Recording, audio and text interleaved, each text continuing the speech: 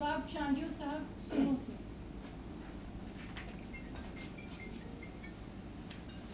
Chairman Pakistan Peoples party اور وزیر خارجہ پاکستان بلاول بھٹو زرداری صاحب، آپ دنیا کے مختلف ملکوں میں گئے ہیں لیکن کسی بھی ملک نے آپ کے سر کی قیمت نہیں رکھی اور ہندوستان نے آپ کے سر کی قیمت رکھی ہوئی ہے. تو وہاں پر ذوالفقار علی بھٹو کا نواسا اور بے نظیر کا بیٹا خود کو کیسے محسوس کر رہا تھا جو کہ بی جے پی نے آپ کے سر کی قیمت رکھی ہوئی تھی؟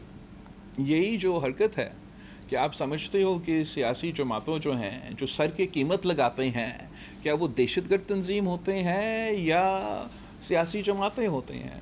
In an ideal world, in a responsible world, in the old India, اگر کسی اور ملک کا وزیر خارجہ پہ سر کے قیمت لگایا گیا ہوتا تو اس کا مذمت کیا جاتا، اس کے خلاف ٹرائل کیا جاتا، مگر ایسے تو آج کا بھارت میں نہیں ہوا.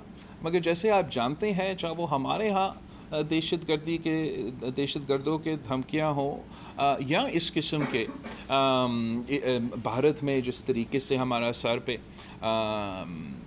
ایک قیمت لگایا گیا، ہم اپنے موقف سے پیچھے نہیں ہٹتے، اپنے نظریہ سے پیچھے نہیں ہٹتے، اپنے اصولوں سے پیچھے نہیں ہٹتے. ان کے کسی احتجاج کی وجہ سے یا کسی بھارت کا وزیر خارجہ کے پریس کانفرنس کی وجہ سے ہم ڈر کے مارے ٹرپ کینسل کر لیں، پاکستان سے کو یہ موقع ہی نہیں فراہم کرے کہ ہم اپنا مقدمہ بھارت میں جا کے بھارت کے جو سرزمین ہے وہاں سے ہم پاکستان کا مقدمہ لڑے، تو میرا خیال میں وہ بہتر ہے.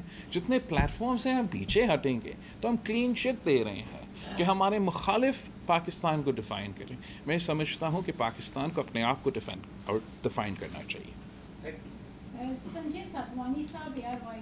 سر، آپ آج وہاں دورہ کر کے آئے، اس کے بعد سی پیک جو آپ کا منصوبہ ہے بات کو بڑا اس میں تکلیف ہے، اور اس کے وزیر خارجہ کہتے ہیں کہ چین سی پیک کے ذریعے انڈیا کی سالمیت اور خود مختاری پر بار بار اس کی خلاف ورزی کر رہا ہے. اس پر آپ کا کیا؟ میرا خیال میں اگر وہ ہر جو ممبر ہے نا ایس سی او کا، ازبیکستان، قزاقستان، کرگستان، تاجکستان، روس، بھارت، چائنا اور پاکستان، ان میں سے ہر ملک -1 are looking forward to CPEC. Every single country that I talk to amongst other than India at the SCO are keen to become part of CPEC. They know that it is the fastest route to the warm waters for them, for their trade. یہ پورا regional integration کی مقصد اگر چلتا ہے تو صرف تب چلتا ہے جب سی پیک چلتا ہے، ورنہ سب کے لیے مشکلات ہیں.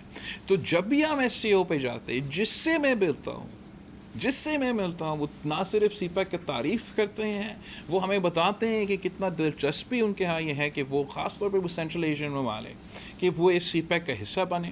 سارا central Asia landlock countries ہیں، ان کا کوئی ایکسیس نہیں ہے پورٹس کے لیے. یہ روس کے لیے بھی ایک ایکسیس پوائنٹ ہوگا، ایک ٹرانزٹ ہب بڑھے گا، ترقی ہوگا. اس بات کا شاید تکلیف ہے، ان کا سوورنٹی کو کوئی بات ہی نہیں آتا ہے اس میں. ثاقب راجہ صاحب وائس آف امریکہ. بلاول صاحب، سوال یہ ہے کہ اگر یہ ایک ملٹی لیٹرل فورم تھا اور بائی لیٹرلی ہمارے کوئی اس سے بات چیت نہیں ہو سکتی، تو آپ کے خیال میں ملٹی لیٹرل سطح پر ہماری کیا کامیابیاں ہم سمیٹ کر آئے ہیں؟ سو جہاں تک ہمارا یہ خاص طور پہ یہ جو ملٹی لیٹرل فورم ہے، یہ شنگھائی کوآپریشن آرگنائزیشن ویسے تو 2001 میں بنا تھا، مگر پاکستان اور بھارت 2017 میں اس کے ممبرز بنے، جہاں اس پہ سیکیورٹی کا بھی ایلیمنٹس ہے، دوسرے ایلیمنٹس ہے. جو سب سے دلچسپی رکھنے وجہ the element with the most potential is that of economic and regional integration.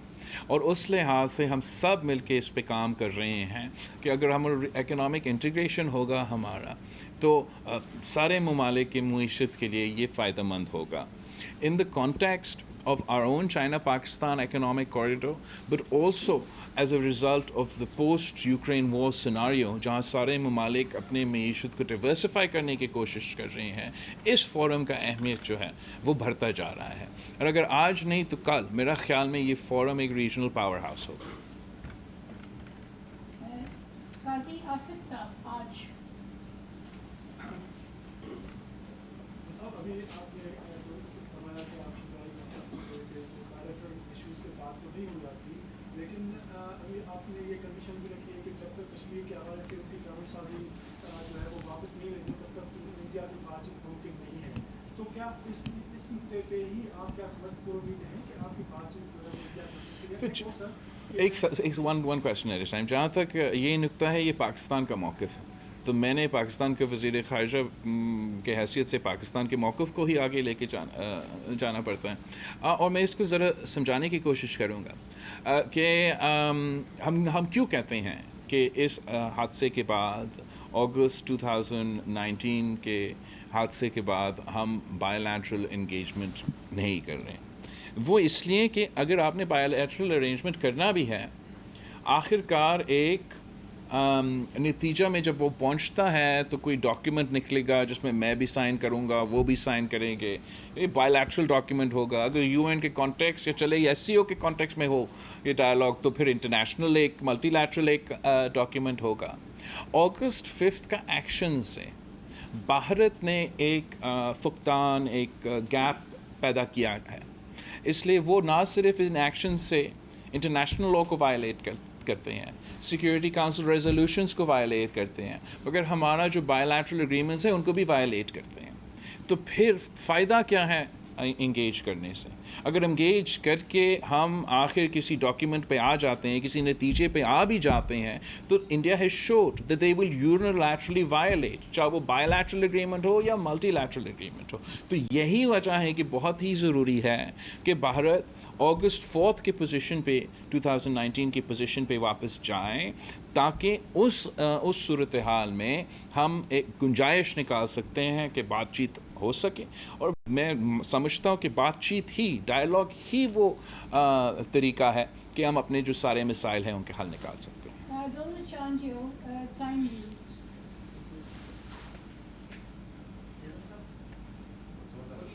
दुनिया में इस वक्त एक मुल्क पड़ोसियों से ताल्लुकात अच्छे हो, सऊदी अरब ईरान से ताल्लुकात अच्छे कर रहा है, मुस्लिम ममालिक कर रहे हैं, बहुत सारे अरब दुनिया कर रहे हैं। एक मैच की तवक्को थी कि आप जा रहे हैं, जिस तरह भुट्टो साहब के ज़माने में गया था, इधर गर्मी मिली थी और इस तरह के ताल्लुकात अच्छे हुए थे, और जिस तरह का इस आपकी विजिट के बाद मौक़िफ़ सामने आया, लेकिन उनके फॉरेन मिनिस्टर का जो मौक़िफ़ था कि आप एक दहशतगर्द उनकी फैक्ट्री के तर्जुमान हैं, और जब वो आपसे मिले न आपने खुद फरमाया कि हम उनसे मिले, तो इस खिते के अवाम क्या बात करीब में कोई अच्छे ताल्लुकात? देखो, मैं समझता हूँ कि इस खिते के अवाम, जो भी सियासतदान करते हैं, कहते हैं या चाहते हैं, इस खिते के अवाम हमारा बॉर्डर के दो तरफ तो अमन ही चाहते हैं, और हम हमेशा कोशिश होंगे कि हम उसी अमन की तरफ बढ़ते रहें। इस ट्रिप का कॉन्टेक्स्ट कोई बायलैटरल एडवांसमेंट के इस ट्रिप का कॉन्टेक्स्ट में कोई इसलिए उम्मीद नहीं था कि हम इस काम के लिए वहाँ जा नहीं रहे थे। तो इन दैट कॉन्टेक्स्ट जहाँ तक बायलैटरल इम्प्रूवमेंट्स है या हल है या एक रास्ता है, that is something that was not on the table when we were going to India. जहाँ तक इनकी रिस्पॉन्स है, इनका जो स्टांस है, वो तो मजाक है। कहता है कि you can't be a victim of terror and sit with the perpetrators of terror. آپ مجھے بتائیں طور چانجو صاحب، آپ مجھے جانتے ہو، اس ملک مجھے جانتا ہے، میں نے کیا ایک دفعہ اپنا سیاسی پوری تاریخ میں ایک دن کے لیے ایکسیڈنٹلی بھی کسی دہشت گرد کے ساتھ بیٹھا ہوں؟ میں کیا کروں اگر ان میں اتنا نفرت عروج پہ پہنچ چکا ہے کہ وہ سارے مسلمان کو دہشت گرد کرانا چاہتے ہیں، یہاں تک کہ وہ بلاول بھٹو زرداری کو بھی دہشت گرد کرانا چاہتے ہیں۔ ان کو یہ نہیں نظر آتا کہ ہم اپنے ملک میں بھی دہشت گردوں کے مقابلے میں، دہشت گردوں کے اپیزمنٹ کے خلاف جو مہم ہوتے ہیں، اس میں صف اول کا کردار ادا کرتے ہیں ہم، اس لیے کہ ہم خود متاثر ہوئے ہیں، وکٹمز ہیں دہشت گردی کے۔ تو ہم اگر پاکستانی کوئی دہشت گردی کی واقعہ میں شہید ہو یا کوئی نقصان ہو تو ان کے لیے بھی ہم ایمپیتھائز کرتے ہیں۔ اگر بھارت میں کوئی بھارت کا شہری بھی دہشت گردی کا شکار ہو جائے تو میں ان کے لیے بھی درد ہوتا ہے۔ میں چاہتا ہوں کہ نہ کوئی پاکستانی، نہ کوئی بھارت کا شہری، نہ کوئی شہری دہشت گردی کا شکار ہو۔ مگر افسوس کے ساتھ کہ جب تک ہم اس ایشو کو پولیٹیسائز کریں گے، جب تک ہم اس ایشو کو جیو پالیٹکس کا جو کھیل کھیلا جا رہا ہے دنیا میں، اس ریجن میں، اس کا حصہ بنیں گے، تو افسوس کے ساتھ ہمارے شہری دوسرے ممالک کے شہری مرتے رہیں گے. ہمیں اکراس ایک bipartisan, not hyper partisan polarise جو ہمارا اس دور کا سort of سلسلہ ہے، مگر bipartisan approach across the geopolitical divide دہشت گردی کے لیے رکھنا پڑے گا. ہم سب کو ایک ہو کے اس کا مقابلہ کرنا پڑے گا. اگر ہم ڈیوائڈڈ رہیں گے تو اس کا شکار ہوتے رہیں گے. ارشد صاحب دنیا میرا سوال بلاول صاحب ہو چکا ہے، یہی سوال تھا کہ جو میڈیا سے اسٹیٹمنٹس آئی ہیں، خاص طور پہ آپ کا جو یہ وزٹ رہا اور اس پہ جو آپ باقاعدہ جو ورڈ یوز کیا گیا ٹیررزم کا، کہ ٹیررزم اسٹیٹ کے اسپوکس مین ہیں، اسپوکس پرسن جو تھے وہ یہاں پر آئے تھے. تو سر اب یہ معاملات آپ نے اس چیز کی ایک لائن تو کلیئر کر دی ہے کہ انڈیا سے آپ کے اس وقت تک پاکستان کی بات چیت نہیں ہو سکتی جب تک 4 اگست والی جو لائن ہے اس کو وہ ہمارا پالیسی ہے. یہ آپ نے یہ بات بیان دے دی ہے. سر اب یہ اسی طریقے سے چلتا رہے گا، پھر امن کی جو باتیں ہوتی ہیں دیگر اسٹیٹس یونائٹڈ نیشن پہ بھی اس طرح کی بات ہوئی، دیگر ممالک میں بھی، چائنا بھی اس پہ بات کرے، تو اب اس میں آگے پوزیشن کیا ہوگی؟ میرے خیال میں آگے اس کا حل نکلے گا. ایسا ہم ہمیشہ اس اسٹیٹ میں نہیں رہیں گے. لیکن آپ بھی مانیں گے کہ میرے لیے مشکل ہوگا، میرا اپنا فارن آفس کو کنونس کرنے مشکل ہوگا کہ میں ان کو کہوں آپ جا کے کسی ممالک کے ساتھ آپ بات چیت کریں، جب انہوں نے دکھایا ہے اپنے ایکشنز کے تھرو کہ وہ کسی بائی لیٹرل اگریمنٹ کا حصہ کی رسپیکٹ نہیں کرتے، انٹرنیشنل لا کو رسپیکٹ نہیں کرتے، United Nation Security Council resolution کو رسپیکٹ نہیں کرتے. تو اس صورتحال میں the onus is on India to create an environment conducive to talks. ایسا تو نہیں ہے کہ دہشت گردی شروع ہوا 2019 میں. پاکستان، بھارت بھی دہشت گردی کے شکار کافی دیر سے ہوتے آ رہے ہیں، اور ان دہشت گردوں کے حملے کے باوجود بات چیت بھی ہوا ہے. اب ہم دونوں نے یہ فیصلہ کرنا ہے کہ کیا ہم ان دہشت گردوں کو، ان انتہا پسندوں کو، ان نان اسٹیٹ ایکٹرز کو پاکستان اور بھارت کے عوام کی قسمت کے فیصلے کرنے دیں گے، یا ہم خود اپنا مستقبل کا راستہ طے کریں گے. میرا خیال میں اگر it was up to the people of Pakistan and the people of India, they would be working towards peace.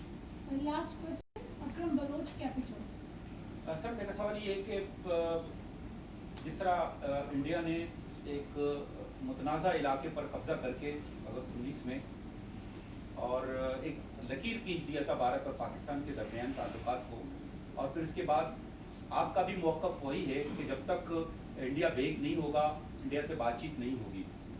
لیکن جو سفر کر رہے ہیں دونوں ممالک کے عوام، خاص طور پر ہم اپنے ملک کی بات کریں گے جہاں بھوک و افلاس ہے، معاشی تباہی ہے، ماحولیاتی جو ہے نا تباہی ہے، جو صورتحال ہے، تو یہ جو لکیر کھینچی گئی ہے تو یہ لکیر مستقل طور پر قائم رہے گی، اور اسی طرح ہم ماحولیاتی جو تباہ کاری ہیں ان کا جو ہے نا سامنا کرتے رہیں گے، بھوک افلاس، بے روزگاری اور ساری اسی چیز کا جو ہے نا سامنا کرتے رہیں گے، یا آگے چل کر یہ لکیر یہ جو لکیر ہے اس کا کوئی تعلق نہیں ہے ہمارے دوسرے جو مسائل ہیں. And I don't think that it can happen in perpetuity, cause ظلم آخر کار بڑھتا ہے پھر مٹ جاتا ہے.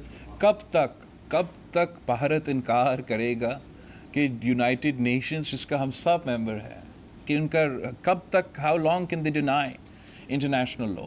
How long can they deny United Nations Security Council resolutions? How long can they run away from a plebiscite in Kashmir? ہمارا موقف کیا ہے کہ کشمیر کے عوام کا فیصلے کرنے دیں. ان کا موقف کیا ہے کہ نہیں، ہم قبضہ کر کے ادھر بیٹھے رہیں. تو میرا خیال میں کہ the arc of history is long, but ultimately it bends towards justice. اور انشاءاللہ تعالی ہم اس چیز کا حل نکالیں گے. اگر ہم یہ فیصلہ پہلے سے کریں گے کہ ان کا شکل ہمیں نہیں پسند، تو اب بات چیت تو اپنی جگہ، ہم اب ملٹی لیٹرل پہ بھی نہیں جائیں گے، ہم SCO پہ بھی نہیں جائیں گے، تو کل ہم UN پہ بھی نہیں جائیں گے، ہم دوسری جگہ پہ بھی نہیں جائیں گے. تو ہمارے لیے ہم دروازے بند کرتے جا رہے ہیں. تو جو میں نے یہ فیصلہ کیا بھارت جانے کا SCO کے کانٹیکس میں، ملٹی لیٹرل کانٹیکس میں، وہ اسی کانٹیکس میں ہم نے یہ فیصلہ کیا. لیکن جا کے ہم نے ایک فٹ پرنٹ چھوڑا ہے، اور مستقبل کے لیے جو ہے وہ کوئی اور چل کے اسی فٹ پرنٹ پہ چلتے ہوئے ان مسائل کا حل نکال سکتے ہیں. بلاول بھٹو زرداری بھارت سے واپسی پر प्रेस कॉन्फ्रेंस कर रहे थे। ये प्रेस कॉन्फ्रेंस